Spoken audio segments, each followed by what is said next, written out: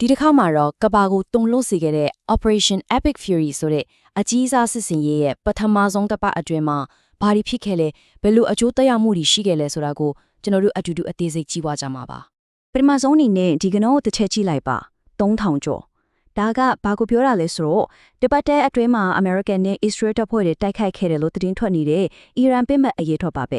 တွက်ကြည့်မယ်ဆိုရင်ဒီရက်ကိုပစ်မှတ်400ကျုံနှုံးနဲ့တိုက်ခဲ့တာပါဆိုတော့ဒီစစ်စင်ရဲ့နောက်ွယ်မှာတကယ်တမ်းဘာတွေရှိနေလဲဒီတစ်ခေါက်သုံးသက်ချက်မှာတော့စစ်ရဲ့အရာပစ္စည်းဆုံးရှုံးမှုတွေလူသားတွေပိတ်ဆက်ခဲ့ရမှုတွေနောက်ပြီးတော့ဒီကိစ္စကြီးတစ်ခုလုံးကနေမင်းစရာဖြစ်လာတဲ့မဟာဗျူဟာမြောက်မြင်ခွင့်ကြီးတွေအထိအဆင့်ဆင့်ကြီးသွားကြပါမယ်ကဲပထမဆုံးအပိုင်းအနေနဲ့ဒီစစ်စင်ရဲ့ဟာစစ်ရေးအရာဘယ်လောက်တောင်ထိရောက်ခဲ့တယ်လဲဆိုတာကိုပြောပြနေတဲ့အချက်လက်တွေကိုတစ်ချက်ကြည့်လိုက်ကြရအောင်တရင်တွေရဆိုရင်တော့ဒီစစ်စင်ရေးကြောင့်အီရန်ရဲ့ထိုးစစ်စွမ်းရည်တော်တော်လေးကိုကျဆင်းသွားခဲ့တယ်လို့ဆိုပါတယ်ဥပမာဒုံးကျည်တိုက်ခိုက်မှုတွေဆို90ရာခိုင်နှုန်းဒုံးတိုက်ခိုက်မှုတွေက82ရာခိုင်နှုန်းအထိကိုထိုးကျသွားခဲ့တာပါဒါတော်တော်လေးကိုတိတာတဲ့ကင်ကနန်တွေပါရေတပ်ဘက်မှာဆိုရင်တော့အီရန်တော်တော်လေးအထိနာသွားတယ်လို့ပြောရမှာပါစစ်တင်ပေါ်43စင်းဟုတ်ပါတယ်43စင်းတောင်ဖျက်ဆီးခံလိုက်ရတာတရင်ရင်မြစ်တချို့ကဆိုရင်အီရန်ရေတပ်တစ်ပတ်အတွင်းမှာလုံးဝပြတ်သွားတဲ့လောက်ပဲလို့တောင်သုံးသပ်ကြပါတယ်ဒါကဒေသအတွင်းအင်အားချင်းခွင်လျာအတွက်တော်တော်လေးကြီးမားတဲ့ရိုက်ခတ်မှုပါပဲအခုမြင်နေရတဲ့ဂျိုးဒူတက်ပုံတွေကတော့ဒါကိုတက်သေးပြနေတာပါပဲမတန်ခင်တဲ့နောက်ပိုင်းပုံတွေကိုရှင်းကြည့်လိုက်ရင်သိတာပါတယ်အီရန်ရဲ့အဓိကစီးရေးအခြေစိုက်ခင်းတွေဘလောက်တောင်ပျက်စီးသွားလဲဆိုတာရှင်းရှင်းလင်းလင်းမြင်နိုင်ပါတယ်ဒီစစ်စင်ရေးမှာတုံးလွှတဲ့အင်အားကလည်းတကယ်ကိုမသေးပါဘူးလေရင်တင်းတင်းဘောကြီးတို့စင် B1 နဲ့ B2 လို့ပုံကျဲလေရင်တွေတိုက်လေရင်အမျိုးအစားပေါင်းနေဟာကျော်ပြီးတော့ drone တွေနဲ့ကတုတ်ကျင်းတွေကိုတောင်ထိုးဖောက်နိုင်တဲ့လက်နက်ကြီးတွေအထိခရမ်းမိကျော်အမျိုးအစား2000ကျော်အသုံးပြုခဲ့တယ်လို့သိရပါတယ်ကဲအခုလိုကင်းကနန်းနီဆက်လက်နဲ့တီအကြောင်းကနေခဏလေးခွာပြီးဒီပဋိပက္ခရဲ့နောက်ွယ်ကလူသားတွေရဲ့ပေးဆက်မှုကိုတစ်ချက်ကြည့်ကြအောင်အသက်ပေးခဲ့ရတဲ့ American စစ်မှုထမ်းတွေရဲ့ဇလန်ဒီပေါ့ပထမဆုံးတစ်ယောက်ကတော့တချက်ကြီးနီကိုလ်အမို့ပါသူဟာသူ့ရဲ့ခင်မွန်းနိုင်ကလေးနှစ်ယောက်ရှိရာအိမ်ကိုပြန်ဖို့ရပိုင်းလေးပဲလိုတော့တဲ့အချိန်မှာဒီလိုဝနဲ့ဆက်အချက်စိုးနဲ့ဂျုံခဲ့ရတာပါနောက်တစ်ယောက်ကတော့ဘိုဂျီကိုဒီကော့စ်ပါသူကတော့သူ့ရဲ့လွတ်ဖော်ကိုင်ဖက်တွေကြားမှာလက်အောက်ငယ်သားတွေကိုမြဲကာကွယ်ပေးတဲ့ခေါင်းဆောင်ကောင်းတစ်ယောက်အဖြစ်အမတ်ရနေကြဆဲပါ